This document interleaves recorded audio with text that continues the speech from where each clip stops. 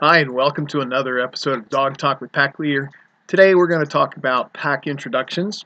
And I know I've posted before about how to introduce a new dog to your house on the leash with leadership.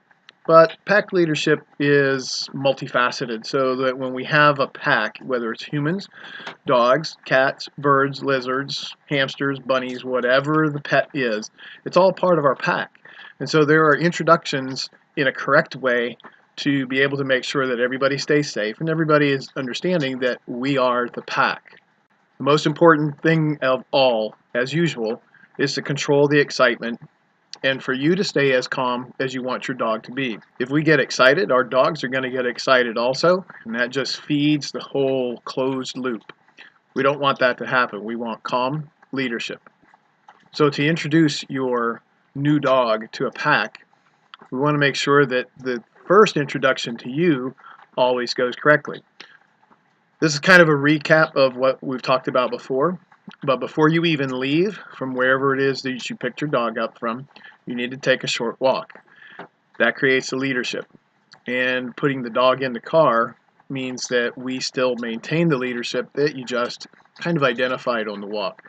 When you get back to your house, it's time to take another walk again. That's the new neighborhood. This is the new way of doing things, hopefully, for them in a more calm way. And it also brings them to unfamiliar territory and unfamiliar environments with a mentor. That's you. It's never fun to be thrown into something brand new and just kind of muddle your way through. And that's what this is. This is a little coach. That's you. All the time, leadership is about coaching and teaching. When you go back into the house, it's the same thing. The introduction is with the leash, stopping at the doors, stopping at areas that you don't want the dog to be in, and then don't enter that, and go into the areas that they can. And then once you let them off the leash, it's time to just go ahead and let them explore the house, but they've already been introduced to it, and that means be firm in your rules. If you don't want them in a certain area of the house, and in the very beginning, one certain area they should not be going into uninvited is the food preparation area. Kitchen, counters, wherever. They're not to be allowed in there because that's how you affect the leadership in a more calm way to introduce food to a hungry guy or girl.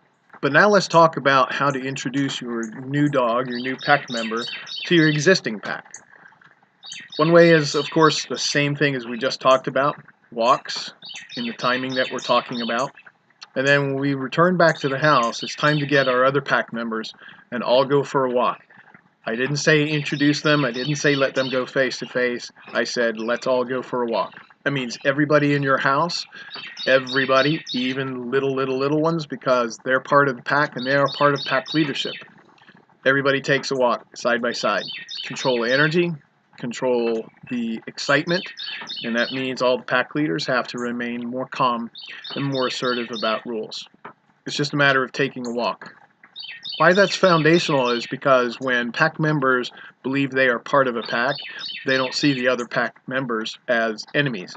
And that's where some of the aggression and disagreements come from, especially if pack leadership remains the same. If your pack leadership's not remaining the same, then the dogs will fill in that void, and they'll be the ones that will correct and enforce rules. And that's why it's so important for you to maintain and stay consistent with the rules that you give.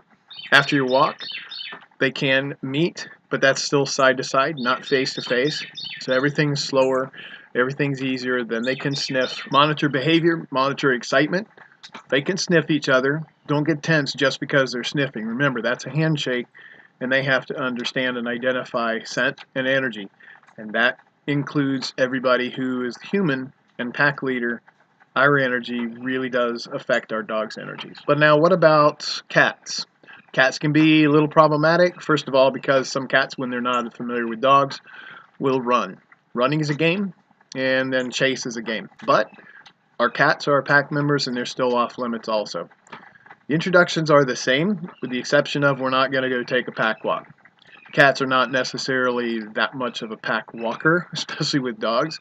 That's a little bit too dangerous unless you're already very well versed at doing this. However, in the house, same thing. Cats should be allowed to have some high space where they can get away from and then just be safe. And that's not under beds, it's not in boxes, it's someplace where they can get above and then just kind of calm down. All of the time when I was boarding dogs, Shaka the cat was here also. Shaka is off limits, he's part of the pack.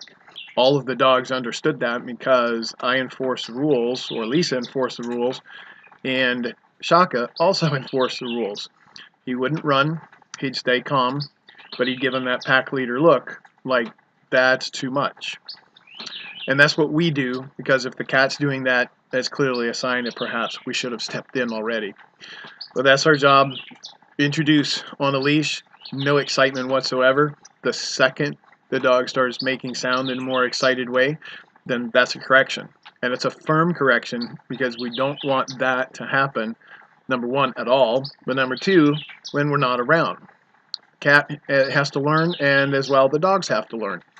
So those meetings are always going to be more controlled by pack leader, because remember, just the same as we're protecting little humans, we're also going to protect other little animals that come into our pack or that we introduce pack members to an existing pack. For more information, you can always contact me face-to-face. If you have looked at some of the posts, especially the one from last week with Osiris, I helped them introduce brand new baby, only 3-week-old, Lily, to the pack. And Osiris, as that introduction went very well.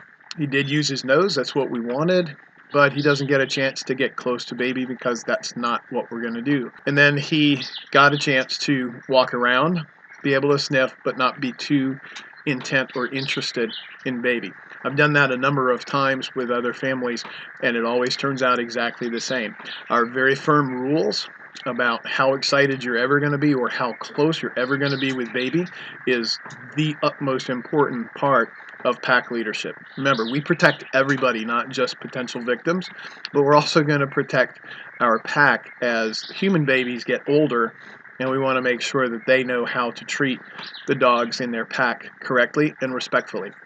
So until the next time, this is Dog Talk with Pack Leader. I'm Greg. Get out, walk your dogs, have fun with your new pack, and if you get a new dog, have fun with that. It's part of the pack. Make them part of the pack. And by the way, everybody gets treated the same. No favorites. That's hard to do. That's the human part. Have fun with your pack and stay calm.